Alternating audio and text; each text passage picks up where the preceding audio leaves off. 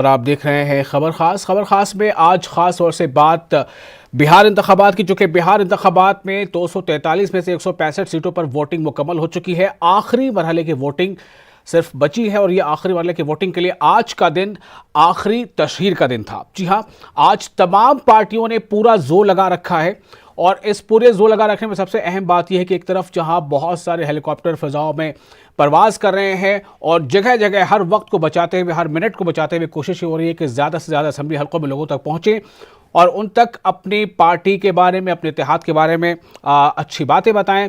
लेकिन इस वक्त जो हालात वहां पर हैं, माहिरीन ये कह रहे हैं कि पहले दो मरहलों का जो इंतखाबात हो चुके हैं वो अपने आप में बहुत फैसला कुन अंदाज में हुए हैं। तो इसका मतलब यह हुआ कि तीसरे मरहले में जो वोटिंग होगी वो किसी भी एक इत्तेहाद के लिए, चाहे अगर एनडीए के इत्तेहाद में वो वोटिंग ज़्यादा फेवरेबल है या फिर अजीम इत्तेहाद के फेवर में, लेकिन जो तीसरा मरहला है वो सबसे अहम इस बात को लेकर है कि तीसरा मरहला जो है वो कोसी और सीमांचल का इलाका है और इस इलाके में करीब 5-7 ऐसे अजला हैं जहां पर अक़लियतों का वोट बहुत ज़्यादा फैसला कुन है, बहुत अहम है और इसीलिए तमाम पार्टियों की जो नज़र है वो इन अक़लियतों की सीटों पर लगी है। इनमें से ख़ास तौर से जो सीमांचल के इलाके हैं और कोसी के इलाके हैं और इन्हीं में सबसे अहम ये है कि असदुद्दीन ओवैसी की पार्टी, जिन्होंने पहली बार 2015 में वहाँ पर इंतखाब लड़ा था, असदुद्दीन ओवैसी की पार्टी ने 6 सीटों में इंतखाब लड़ा था लेकिन उन्हें कामयाबी नहीं मिली थी। लेकिन 2019 के ज़िमनी इंतखाब में किशनगंज की जो सीट एमआईएम ने जीती है, उसके बाद एमआईएम के हौसले बुलंद है और शायद यही वजह है कि इस बार एमआईएम ने 6 पार्टियों के साथ इत्तेहाद किया है। तो क्या सबसे बड़ा सवाल यही है कि तीसरे मरहले में जो तीसरा मोर्चा है, जिसमें एमआईएम है, जिसमें आरएलएसपी है, जिसमें बीएसपी है, जिसमें और 2-3 पार्टियां हैं, तो क्या ये सब एक बहुत ज्यादा टक्कर देंगे मिलकर अजीम इत्तेहाद को या एनडीए को? सबसे अहम सवाल यही है। 15 साल पहले मुद्दा होता था, हम भैंस की पिठिया पर चढ़ रही है। मैं इस धरती का नमन करता हूं और आपके बीच आने का मौका मिला है, इसकी मुझे खुशी है। नीतीश मुक्त उनको बिहार चाहिए, एक ऐसा बिहार चाहिए जहां से मौजूदा मुख्यमंत्री नीतीश कुमार जी, पहले तो इनका पलायन होना जरूरी है। नरेंद्र मोदी जी ने कितने युवाओं को रोजगार दिया, नीतीश जी ने कितनों को रोजगार दिया? कोई एक व्यक्ति है यहां पे जो कह सकता है हाँ नीतीश जी ने मुझे रोजगार दिया? एक मौका मिलेगा तो हमने संकल्प लिया है कि मुख्यमंत्री रहते पहला कदम जो मेरा चलेगा 10 लाख नौजवानों को।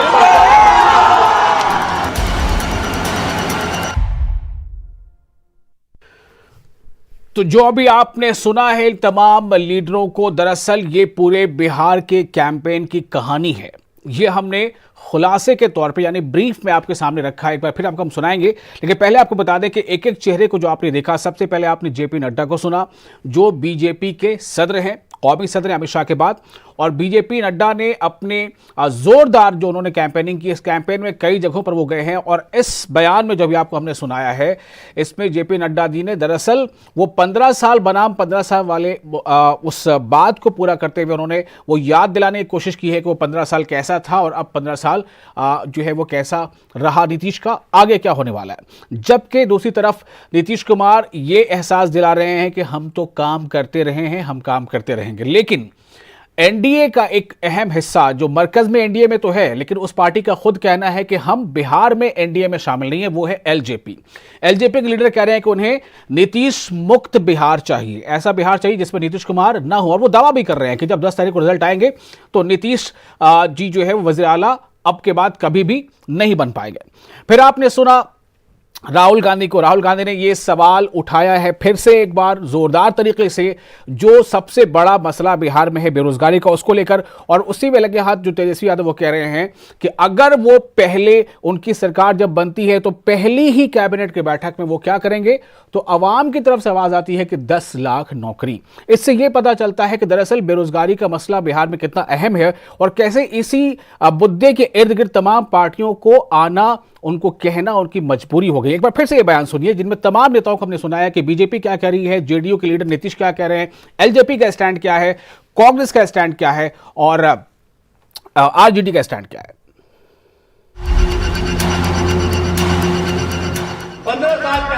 होता था, हम भैंस की पिठिया पर चढ़ रही है। मैं इस धरती का नमन करता हूं और आपके बीच आने का मौका मिला है, इसकी मुझे खुशी है।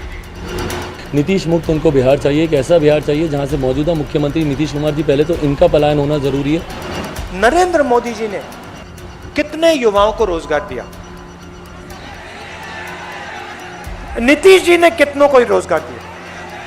कोई एक व्यक्ति है यहां पे जो कह सकता है हाँ नीतीश जी ने मुझे रोजगार दिया।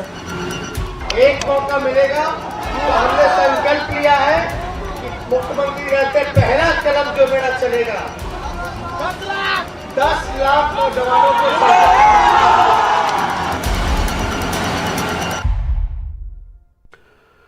तो बिहार इंतखाबी तशरीर का ये आखिरी वार है और इस आखिरी दौर में, आखिरी वार में तमाम तरह के हथकंडे अपनाए जा रहे हैं, तमाम तरह की बातें कही जा रही हैं जिससे वोटरों के दिल में अपने लिए जगह बनाई जा सके, अपनी पार्टी के लिए जगह बनाई जा सके, अपने इत्तेहाद के लिए जगह बनाई जा सके। लेकिन सबसे अहम यह है कि जो तीसरे मरहले और आखिरी मरहले के तहत जो वोटिंग हो रही है उन 78 सीटों में, ये तमाम 15 अजला पर मुश्तमिल 78 सीटें जो हैं ये काफ़ी अहम है और इन तमाम सीटों में बहुत बड़ा एक सेक्शन ऐसा है, बहुत ज़्यादा सीटें ऐसी हैं, तकरीबन 25 से ज़ायद, जहां पर सीधे तौर पर अक़लियतों का जो वोट है वो मैटर करता है। और तकरीबन 15 के आसपास तो सीटें ऐसी हैं कि अक़लियतों का वोट जिसे चाहे जिता दे, जिसे चाहे हरा दे।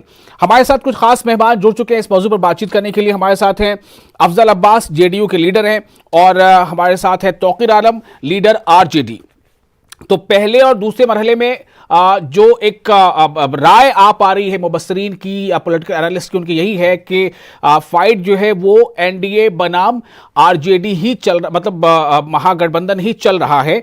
इसलिए हम खास तौर से इन दोनों की बातें करेंगे। लेकिन ये जो तीसरा मरहला है, आखिरी मरहला, ये बहुत अहम इसलिए हो जाता है कि इस मरहले की 78 सीटों में से जो पिछला नतीजा था 2015 का, हम आपको बताना चाहेंगे स्क्रीन पर कि 2015 का जो रिजल्ट है वो क्या बताता था, कि 2015 में क्या जो फिगर्स आए थे आप देखिए अपने स्क्रीन पर।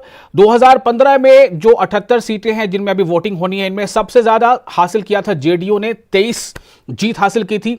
बीजेपी ने 20 सीटों पर कामयाबी हासिल की थी, आरजेडी ने 20 पर, कांग्रेस ने 11 पर, और सीपीआई एमएल यानी कि जिसे हम भाकपा माले कहते हैं 1 सीट पर, और अदर्स 3 पर।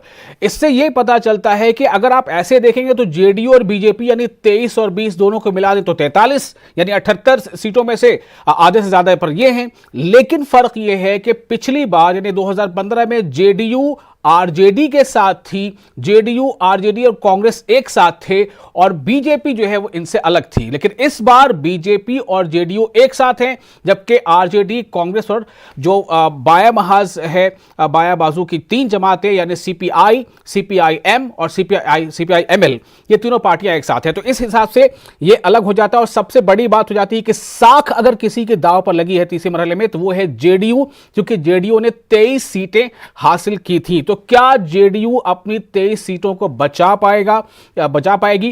क्या बीजेपी भी 20 सीटों पर फतेह पाएगी या उससे ज्यादा हासिल करेगी? आरजेडी और कांग्रेस और सीपीआईएमएल क्या कुछ कर पाती? क्योंकि अगर इन फिगर में से हम मिलाते हैं, अगर आप जेडीयू को आरजेडी के साथ मिला दें तो 23 और 20 यानी कि 43 सीटें ऐसे हो गई, 11 सीटें जो है वो कांग्रेस की हैं। तो और उसमें आप अगर जो बाएं बहास की जमातें उनसे एक भी मिला दें तो ये हो जाती है जाकर कुल 55 सीटें। तो क्या अब जो फॉर्मूला है वो इस तरह का होगा? ये कई हम सवाल करेंगे।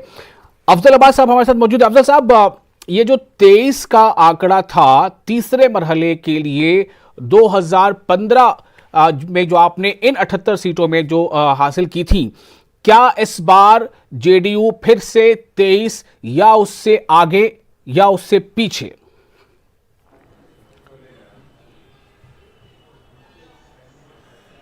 देखिए 2015 से पहले 2010 पे भी अगर नजरसानी करेंगे तो मैं समझता हूं 23 का 23 प्लस होने जा रहा है। 15 में या 10 में भी देख लिए, 15 में भी क्या था, 10 का भी आप रिकॉर्ड अगर आपका हो तो आप बताएंगे मुझे। मैं समझता हूं कि जेडीयू, बीजेपी, इंटर और जो हम है और वीआईपी सब मिलके हम आप उसकी बात, उसके आंकड़े को बहुत आगे जाएंगे। बिल्कुल सही कहा कि इस पे मेरा 23 सीट था, आरजेडी मेरे साथ थी, कांग्रेस मेरे साथ थी, लेकिन उन सबके बावजूद आप नीतीश कुमार जी इसके पहले भी बीजेपी और जेडीयू एक साथ 2010 में लड़ चुके हैं। वो दिन भी याद किए कि आरजेडी 22 सीट में सिमट गई थी और हम लोग जेडीयू अकेले 117 सीट लाए थी। ये अलग बात है कि आज के समीकरण कुछ बदले पड़े हैं। मैं मानता हूं कि दो तीन और समीकरण बन गए हैं, 2 और 3 और अलायंस बन गए हैं। पप्पू यादव के अलग हो गया इनका उपेंद्र कुशवाहा। इन सब के बावजूद नीतीश कुमार जी को एक बार बिहार का सीएम बनना जरूरी है। ये बिहार की आवाम अच्छी तरह जानती है और वो समझ चुकी है। क्योंकि वो फिर पुरानी बातों को दोहराना मैं नहीं चाहता कि 15 साल बना 15 साल क्या हुआ। हम शांति से जिंदगी गुजार रहे हैं, रातों में घूम रहे हैं, सड़कें अच्छी हैं, बिजली है, पानी है, सब कुछ है।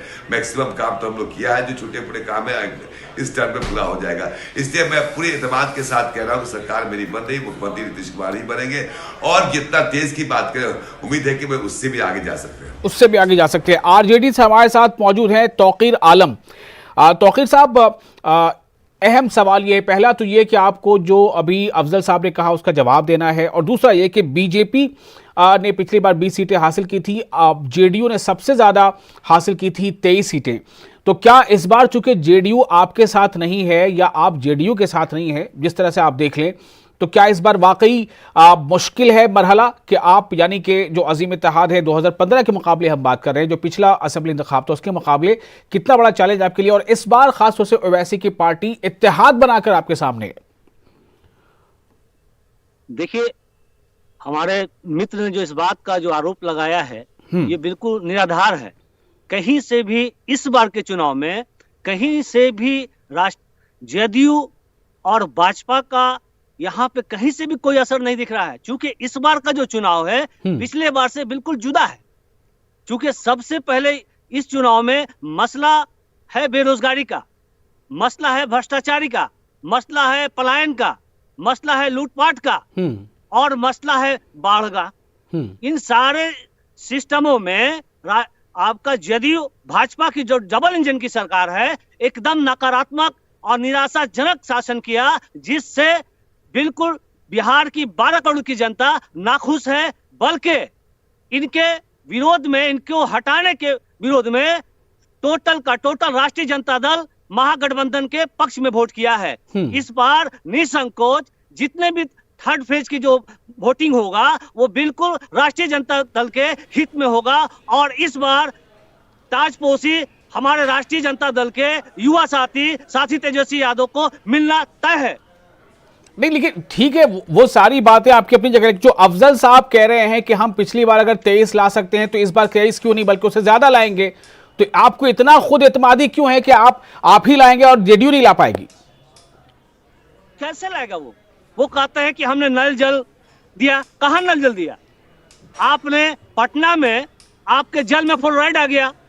वहां पे दक्षिण बिहार में देख लीजिए, कैमूर का जिला देख लीजिए, रोहतास जिला देख लीजिए, औरंगाबाद जिला देख लीजिए, मगध गया का जिला देख लीजिए, वहां पानी के लिए त्राहिमाम है। पानी लोग 50 रुपये पर गैलन खरीदते हैं आज के दिनों में। कहां नल गया? जल कहां गया?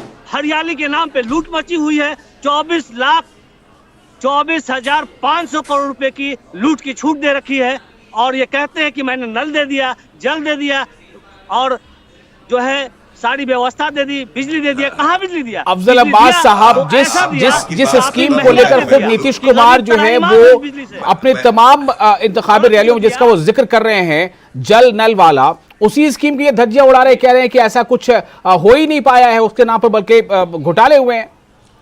तो आके देखने समीक्षा कर लेना।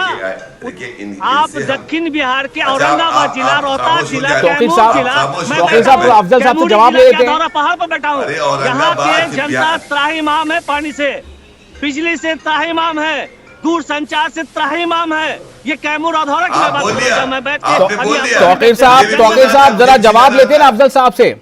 मुझे भी बोलना था, त्राहिमाम है, दुर्व्यवस्था, बिजली की स्थिति खराब, जल का व्यवस्था खराब। ये कैमूर जिला का मैं इतिहास। तौकीर साहब थोड़ा जवाब लेते हैं अफजल अब्बास साहब से, बराए मेहरबानी। जी के पुरुधा लोग, जी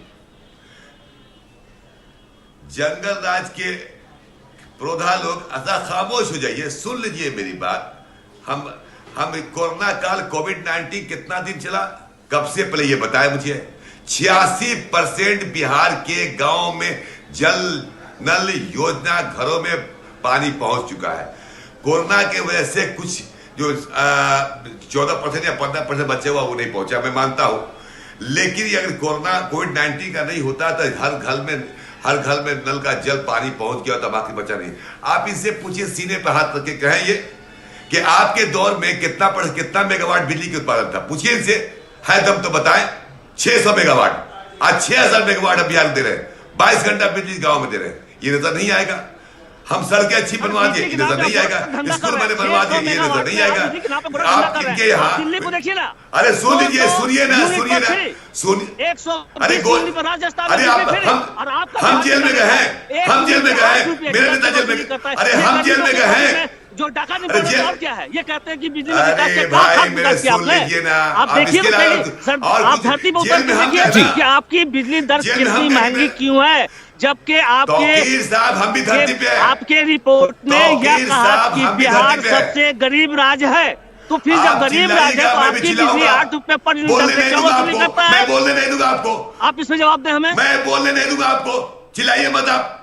हाँ, आप देखिए तो सही, आप देखिए कि बगल के उत्तर प्रदेश में 3 रुपए पर यूनिट चल रहा है, राजस्थान में 2 रुपया यूनिट है, दिल्ली में 2 यूनिट फ्री है। ठीक है, देखिए एक मिनट, तौकीर साहब, अफजल अब्बास साहब, ये वो बातें हैं। आप कह रहे हैं कि आपने काम किया है, आरजेडी का कहना है कि आपने काम नहीं किया है। जाहिर सी बात, अब आप जनता की अदालत में हैं, अब आप आवाम की अदालत में हैं। अगर ये सच्ची बात है तो इसमें आपको परेशान होने की जरूरत नहीं है। ये आवाम फैसला करेगी कि हाँ कौन सच्चा कौन झूठा, कहां तक स्कीम का फायदा पहुंचा, कहां तक नहीं पहुंचा। सवाल यहां पर यह है कि जो 78 सीटों में 2015 के जो नतीजे थे उनमें कितना फर्क आ सकता है। हमारे साथी महफूज आलम हमारे साथ जुड़े हुए हैं। महफूज, मेरा सवाल ये है कि पिछला जो 2015 का इलेक्शन था उसमें MIM ने दस्तक दी थी, 6 सीटों पर उन्होंने चुनाव भी लड़ा था, लेकिन किसी एक सीट पर भी कामयाबी हासिल नहीं हो पाई थी। इस बार क्या कुछ अलग है? क्या MIM ने जो इत्तेहाद किया है, क्या ये रिवायती ये जो 2 खाने बने हुए हैं, JDU यानी कि NDA बनाम RJD, क्या इसमें कोई वो एक रुकावट बनकर सामने आ रहा है, एक चैलेंज बनकर सामने आ रही है क्या? देखिए, बात यहाँ ये है कि MIM ने गुज़िश्ता अगर असेंबली इंतखाब की बात की है तो MIM ने एक भी सीट जो है हासिल नहीं कर पाई, और लेकिन ज़िमनी इंतखाब में MIM को किशनगंज का सीट मिला। ये बात सबसे अहम है कि गुज़िश्ता 5 सालों से MIM के कारकुन सीमांचल में मेहनत कर रहे हैं, और जाहिर है सीमांचल का जो पूरा इलाका है वो RJD और JDU बेस रहा है। RJD भी वहाँ से इंतखाब जीतती रही और JDU ने भी इंतखाब जीता है, और दोनों पार्टियों के दावे जो है अपनी जगह पर हैं। वह दोनों पार्टियां अपनी तरफ से कोशिश भी कर रही हैं कि जो सीटें उन्होंने गुज़िश्ता असेंबली इंतखाब में जीता था उससे ज्यादा जो है वो सीटें इस बार के असेंबली इंतखाब में जीते। लेकिन ये बात भी सच है कि MIM की मौजूदगी RJD के लिए भी और JDU के लिए भी एक मुसीबत बनकर सामने आई है। JDU के जो उम्मीदवार हैं उनके लिए सबसे बड़ा चैलेंज जो है अभी MIM के उम्मीदवार से ही लड़ना है, इसलिए भी कि जो जानकार हैं, जो सियासी तजियाकार हैं, वो इस बात को सामने रख रहे हैं कि मुस्लिम जो वोट है, क्योंकि मुस्लिम इलाके हैं, अकलियती आबादी उम्मीदवारों की किस्मत का फैसला करती है। तो सियासी तजियाकार ये कह रहे हैं कि इस बार ज्यादातर ये हो सकता है कई इलाकों में जो मुस्लिम वोटों में तस्लीम होगा। अगर आप कोचा धामन की किशनगंज असेंबली हल्के की बात कर लें, जिस पर MIM के उम्मीदवार ने ज़िमनी इंतखाब में जीत हासिल की थी, इस बार जो है MIM के उम्मीदवार भी मैदान में हैं, BJP के उम्मीदवार मैदान में हैं और अजीम इत्तेहाद के उम्मीदवार मैदान में हैं।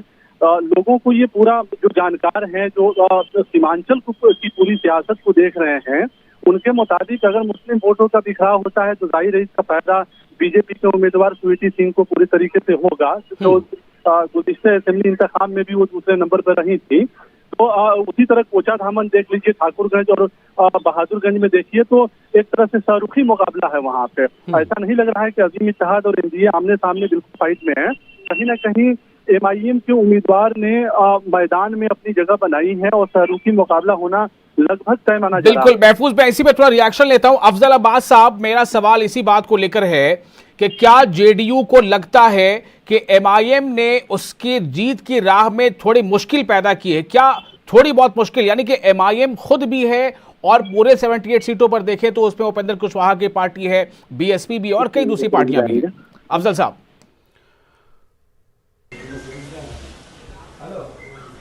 देखिए एमआईएम लड़ रही है, जाहिर सी बात है, उनका बेस जो है वो सिर्फ मुसलमानों के ऊपर है।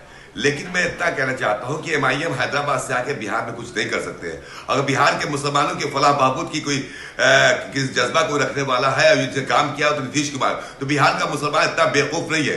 लेकिन ज़िमनी इंतखाब में एमआईएम ने तो दिखा दिया कि वो जीत सकते हैं, बिहार की रीजनल पार्टियों को छोड़कर उनको पीछे करके वो जीत सकते हैं। वही उसी की बात उसी की बात कर रहा हूं मैं कि एक सीट जीतने के बाद से खुशफहमी मुब्तला ना हो। बिहार में जितने मुसलमान 15 साल में जितना नीतीश कुमार ने मुसलमानों के लिए काम किया है, ये तारीख शाहिद है, आप भी जानते हैं, बहुत काम किया।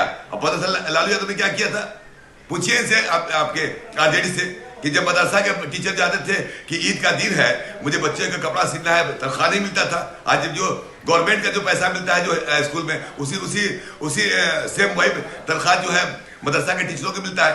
या कि लोग यहाँ के भूल जाए क्या, 13 साल बीजेपी के साथ रह के अमन और चैन की जिंदगी। तो मतलब आपका सीधा ये कहना है कि एमआईएम जेडीयू के राह का रोड़ा नहीं बन सकता?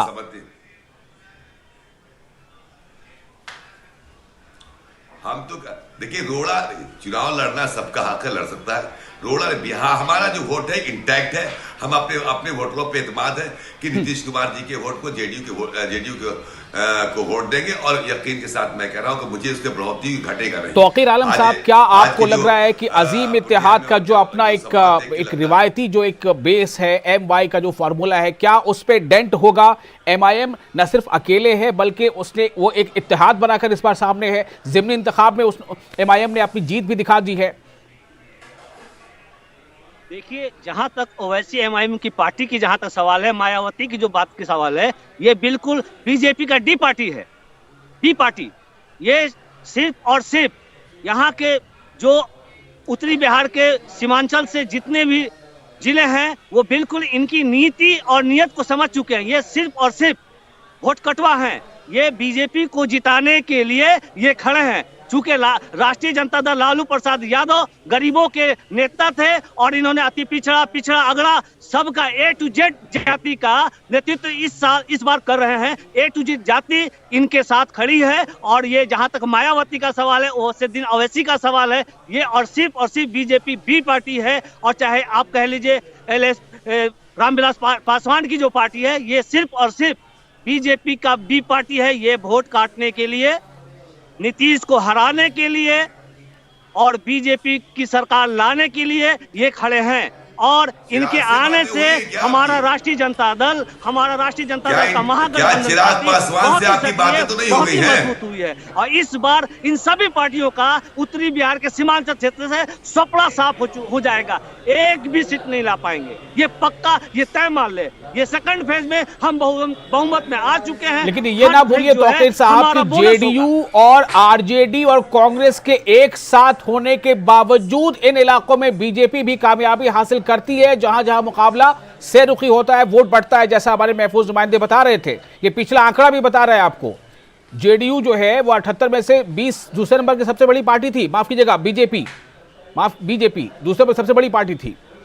बहरहाल अफजल अब्बास साहब, मैं माजरत के साथ, और तौकीर साहब आपको भी माजरत के वक्त हमारे पास कब है, लेकिन ये जो आखिरी वार है इंतखाबी तशहीर का, वो भी अब लगभग उसका भी वक्त पूरा हो चुका है। तो अब ये देखना होगा कि एक दिन के बीच में बिल्कुल शांति है, उसके बाद 7 नवंबर को वोटिंग होनी है। जिसके जो भी दावे रहे हों, जिसने चाहे धीरे से कोई बात कही हो या चिल्लाकर बात कही हो, लेकिन आवाम क्या करती है ये बहुत अहम होगा। नारा दिया है आरजेडी ने भी कुछ ही तरह का कि चुपचाप। अब पता नहीं क्या आवाम जोरदार ढंग से वोटिंग करती है, चुपचाप करती है, देखना होगा। बहुत शुक्रिया, आदाब।